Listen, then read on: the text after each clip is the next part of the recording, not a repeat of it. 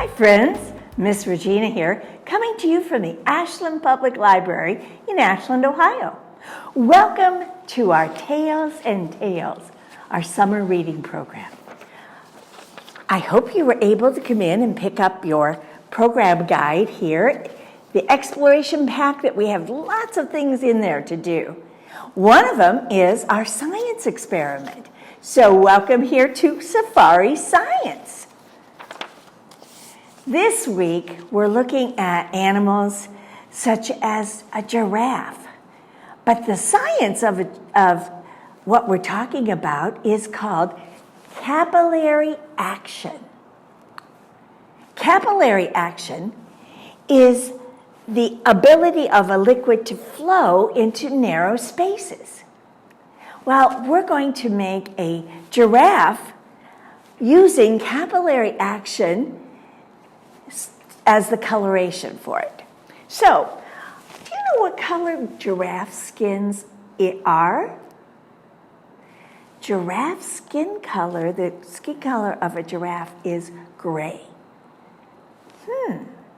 But their patterning, that means that the actual coloration is very thick and its coat is basically in the tan regions, something like that. There are a lot of different ones, and you can tell where a giraffe is from by its patterning, but no two giraffes have the same pattern.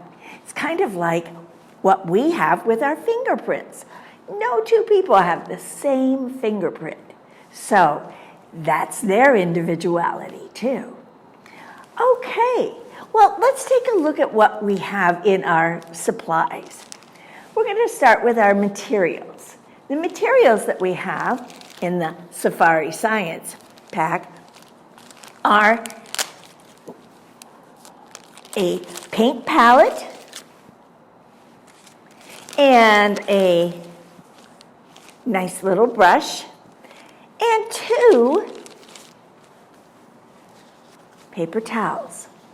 Now, to make our giraffe skin, and that's what we're going to try and do. We can't actually do that, but we can simulate what it looks like. So we're going to use this watercolors, and we're going to paint it. So, in this case, we're going to have our watercolors on this paper towel. And we're going to watch them kind of walk up the paper towel. Capillaries are small little blood vessels, and what they do is allow the flow to go. Most water runs downhill, but capillary action allows the water to go up. Plants use it every time they take in water from the soil.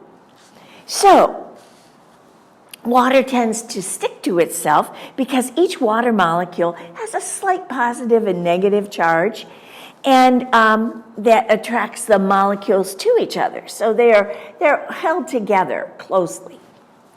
Well, let's begin. We're going to take our palette and we're going to get our water here, and I'm going to try for a couple different colors. I like the orangish tones here, so I'm going to see if I can replicate that. Now, you take your paintbrush, and get that watercolor wet. And that gives it the vibrant color. You'll notice I'm swooshing it in. There, yeah.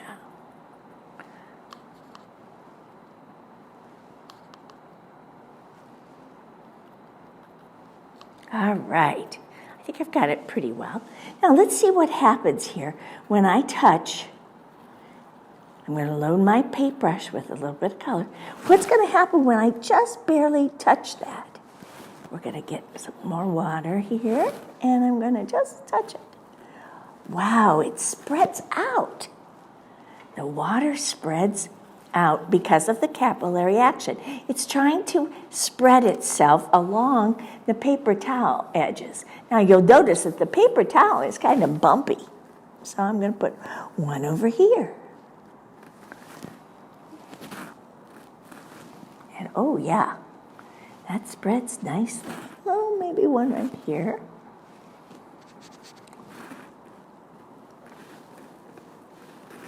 Is yours spreading? Are you trying it also?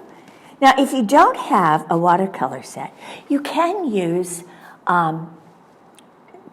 just plain food coloring in a container. Put a little bit of water in the food coloring, and you can go ahead and do this. You could use pipettes. You can use all sorts of different things. I'm getting a different color here.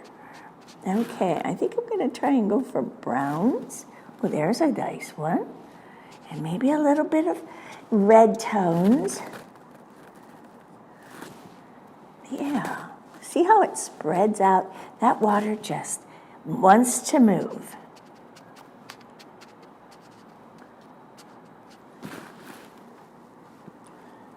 And after a while, you'll be able to complete and color in all of these areas. So, what did we do? Our procedure then is to go ahead and put some water just around. And you'll notice because I have it vertically, I have it up and down, that water is spreading out. It's not running down. I don't see a lot of drips at the bottom here. That water is doing what it's supposed to do. It's being attracted to others, and it just flows out. It's not just flowing down. Water's tendency, when gravity is there, is to go ahead and just pull that down. And what I need you to do is go ahead and fill up your paper towel. And while you're doing that, did you know that giraffes can stand up to 9 feet? When they're born, giraffes are 6 feet tall. That's a big, tall baby. And they have skin covering their heads on a horn. And it's called an ossicone.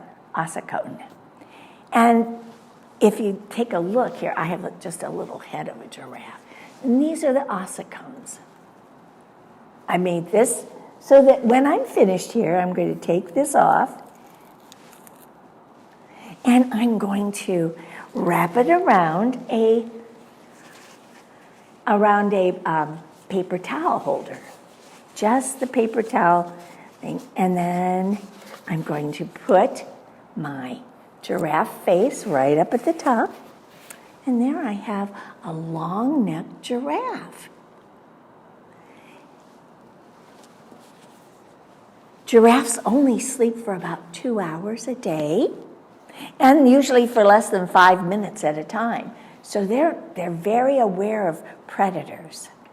Giraffes have an excellent sense of smell and vision and hearing. And they can go up to 18 feet tall. And they weigh about almost 2 tons. And a group of giraffes together, that's called a tower of giraffes. I guess it's because they're so tall. Giraffes are an endangered species, and we find most of them in Africa.